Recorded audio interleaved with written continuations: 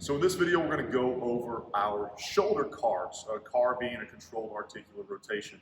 If you don't know what a CAR is or what the methodology and ideas behind what is, I've got a video on our website explaining that. So go back and watch that video. It's about 5 minutes. It really gets into the explanation of why we do CARs. I'm not going to talk about that a ton. I'm just going to go over these two drills right here. Now with the shoulder joint, in my opinion, it's the most complicated joint in the body because it not just goes through a full range of motion through rotation, but I've got scapular extension, retraction, elevation. There's just a lot of moving pieces, a lot of moving parts, a lot going on. The thoracic spine's involved. So there's a lot of variation we can do to address specific problems with the shoulder because of all the different variation within the shoulder itself. So these are our two most basic shoulder CARs that we'll do. We're going to do a Scap CAR and we're going to do just a basic shoulder joint CAR.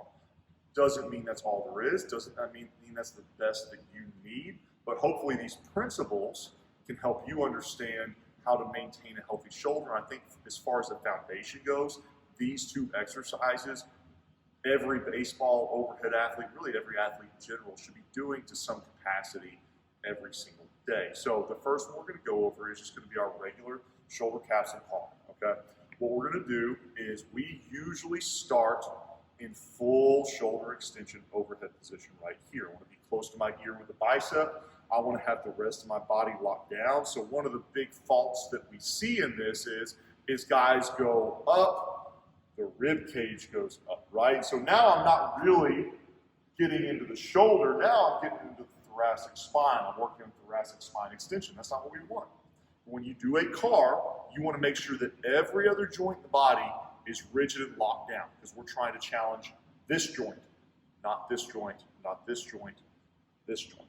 So what we have to do is we have to make sure that rib cage is locked down, my glutes are engaged, my abs are nice and tight. I'm going to take the other arm, I'm going to get it rigid, I'm going to go into shoulder extension right here as far as possible without compensating. Okay, so once I'm here, I'm going to get external rotation. I'm going to start pushing this thumb away from my body and getting far behind my shoulder right here. I'm going to continue to externally rotate full capacity all the way back until my palm's facing away from me, right? And I'm nice next to my hip. Now, one thing you want to see is the further away from my body I go in this direction, the easier it's going to be. So I want to maintain tight to my center of mass the whole time. If you're having trouble with an athlete learning this, you can find a wall and put them next to the wall and have them do their external rotation next to a wall in that position. So I'm here, I externally rotate, and I'm pushing the boundary of the mobility capacity of my shoulder. All that means is I've got a big circle that my shoulder can make, and I'm on the edge of what that shoulder can do. And I'm pushing hard. I'm going to feel that shoulder kind of start to burn. Get to my position. I'm going to bring it back to our starting overhead position right here. Now, that's a level 1 CAR. That means that I'm probably a 3 to 5 effort level out of 10. But we can always ramp that up. So if we're just trying to maintain a healthy shoulder, we're going to do a level 1. And I just want to do some of these before we start our movements every day. We actually, in our program, will get into an isometric lunge position. And because this is just mentally challenging for guys to be in, we'll actually have them do their shoulder CARs at the same time to give them a distraction from the pain of the isometric retraction and kill 2 birds with 1 stone. But if we're really wanting to increase the strength of the shoulder capsule, right? Like we want to make sure that I'm building the tissue's ability to resist movement and motion and external forces in really compromised positions, we might take this up to a level 2. How do you do a level 2? Well, all that changes is intensity, okay? So I'm going to be right here, I'm going to squeeze my fist, flex the abs, everything remains the same, but now instead of being with a straight arm position, I'm going to lock down my fist, and I'm going to flex my fist as hard as possible. And now we're going to externally rotate and push back behind, and I'm going to be now at a 7 out of 10. I'm pushing as hard as I can. I'm squeezing both my fists. Every muscle in my body is locked in, digging the edges of that shoulder, then I'm bringing it back. That's a level 2. And then if we really want to challenge the shoulder, if you've got an athlete or yourself that you've done a ton of cars, you've built that shoulder up, well, now we can take it to a level 3 if you're capable, and we're going to get a 1 to 2 pound weight, put it in the hand, and now we're going to do a loaded shoulder car. I like to do it with a really small dumbbell. But that's something you probably don't apply until an athlete's matured a little bit, maybe a higher level athlete, and they're really, really comfortable with the Pails Rails Cars system. Now, the other piece that we want to hit every day that's really important, especially with our baseball athletes, overhead athletes like a quarterback, is we want to make sure this scap is functioning smoothly and through a full range of motion. You'll see with most of your overhead athletes who are doing a ton of anterior work, throwing all the time, maybe they're pressing too much. Well, you're going to get in this rounded position.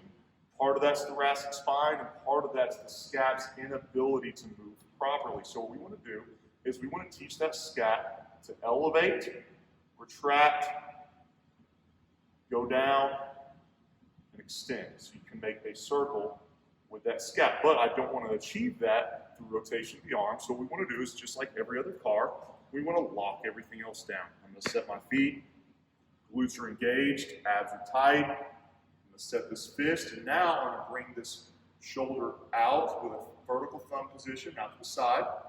And what I'm going to do is I'm going to elevate my scap as high as possible, not extending the thoracic spine. It's locked down, the cage is down. Elevate, extend forward, slide down, thumb in the same position, same angle with the arm. Slide back, and elevate. So you're making a circle with the scap. And I want to take about 30 seconds. Be nice and slow and controlled on every single position right here. Right? And then we'll do 3 to 4 reps, and then we'll reverse it. Slide forward, push up, slide back, slide down, making a circle with the scap. Now, that's a level 1, 3 out of 10. Do it daily for maintenance, general health of the shoulder and scap. It's part of our morning routine, really, really important. But what if we want to take that and treat it more like an exercise in the weight room, challenge it a little bit more? What we can do is we can make the fist, take it up to a level 2 and really intensify. And then finally for a level 3, like we did with the overhead shoulder car, is we can grab a plate, grab a dumbbell, go to a vertical position, and now you're doing the same thing, right?